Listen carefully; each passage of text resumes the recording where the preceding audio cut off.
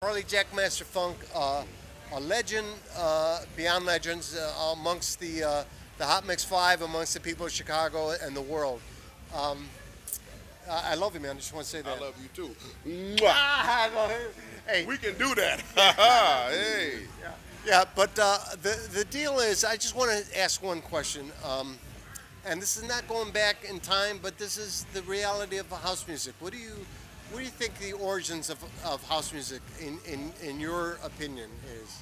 The origins is right where we sit right now. The origins is the fact of the matter is you had somebody who made house music and then you had somebody who made sure house music got out to the masses.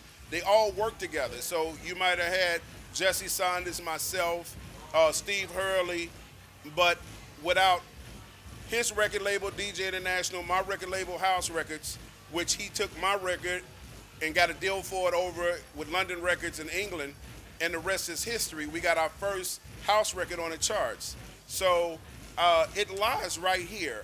We went to New York for many years and yelled at the seminar, and every time somebody would say the word house, we would yell house. People really don't know what we went through to make house music what it is.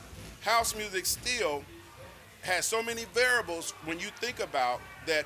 We had to make the music, press the music, promote the music, market the music, and then argue about the music to make sure that our music was being heard in places where they weren't going to play our music at. And then somebody else wanted to take credit for it. So we had to go represent every year at the New Music Seminar in New York. I just want to say this: when you were at the seminar yelling house music, people were. First of all, they were a little bit apprehensive because they knew the house music was the real deal. Yeah. A lot of people were trying to sweep it under the carpet, you know. And the fact is probably was one of the only people that come and said, "Hey, the real deal is house music.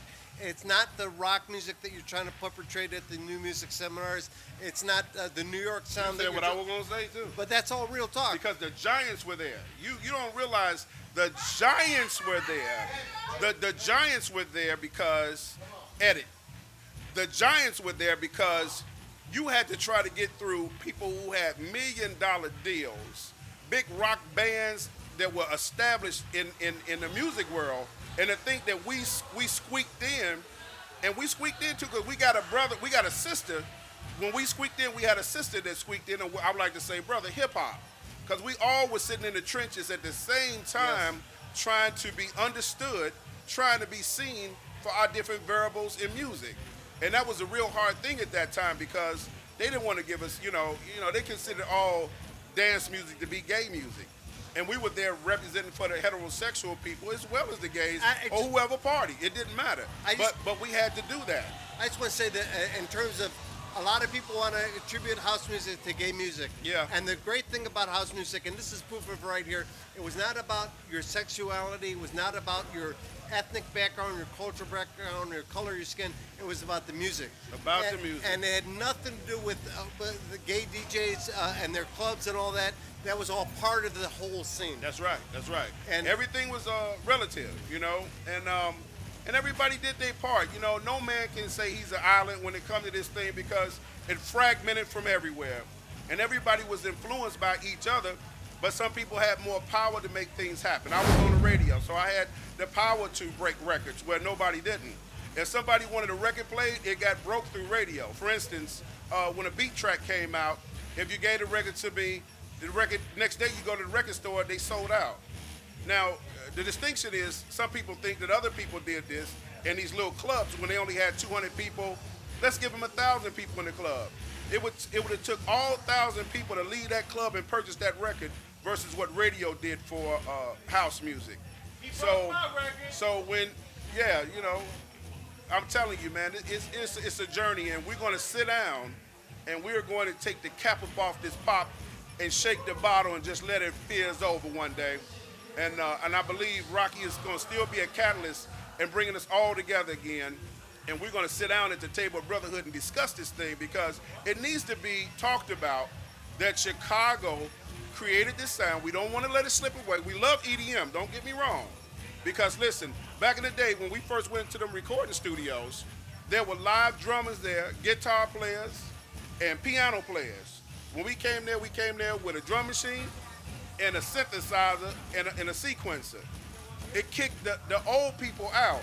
So we can't be dissing on EDM because we did the same thing to disco when we said we don't want no more live drummers no more. We got keyboard sounds, we got drums.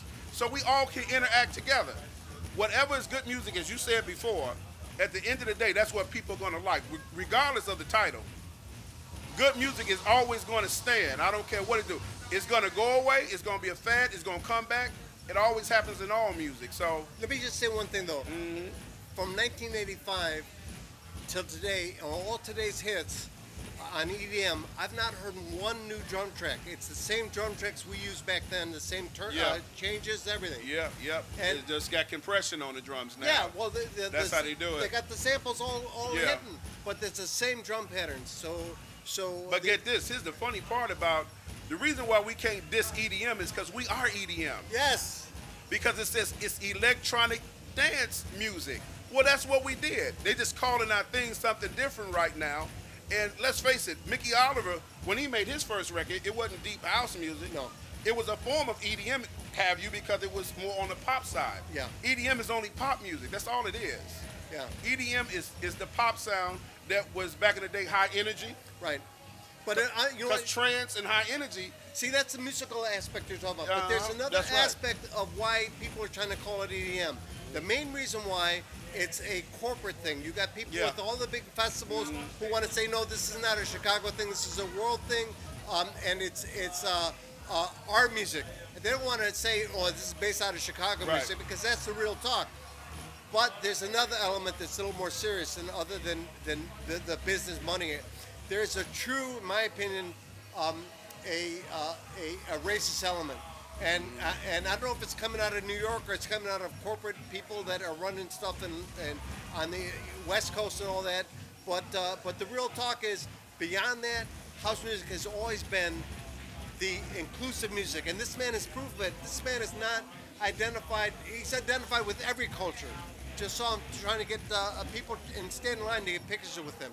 This is not new. This has always been the case. He's always been a representative of all people, which is unlike a lot of the other DJs who have distinctions for being massive in the gay community or massive in the Hispanic community or whatever. This man has always been truly massive in every community, and I want to commend you for that. For real. I appreciate that. Yeah. And one of the reasons why house music still stands to this day, one of the reasons why EDM became popular is because they didn't have people who could sing. Like this brother over here, he should come over here right now. Come on. You know, when you have real singers, you have soulful dance music, house music. So now they didn't finally got wind of that, and they started making EDM with vocals in it, because it used to be all instrumentals with a sample. But you can never really cancel out real songs. They're going back to it, and these, you know, I tell you what, if you look at all the EDM events, if you look at the ones that don't have no vocals, it's all men. Right. As soon as you put vocals in the song, the women come back to the events. Because women like to sing the songs. They don't like to dance to instrumental songs all night. Puff Daddy did that when he got with Busta Rhymes. He told him the same thing. He said, you got to make some songs for the ladies, man.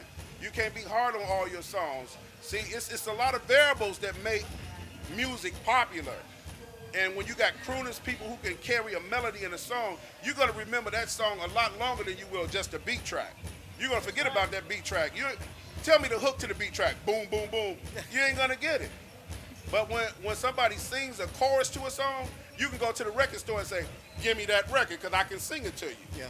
When This Is Acid came out, I was in London, and it was like 100, I'm over-exaggerating, 100 acid tracks on the wall. This Is Acid sold because they said, give me that record to go, earn. They said, take your pick, all of them do that. Yeah. He said, this is acid. They say, that one right there. Yeah. That's the record they say. Because you need a word in the record to identify what the song is. So the spoken language will always go with the beat, the music. It's never going to change. So that's my story, and we're going to continue this story. And as always, since I'm the black here, fade to black. DJ International, real house music. It's a house thing.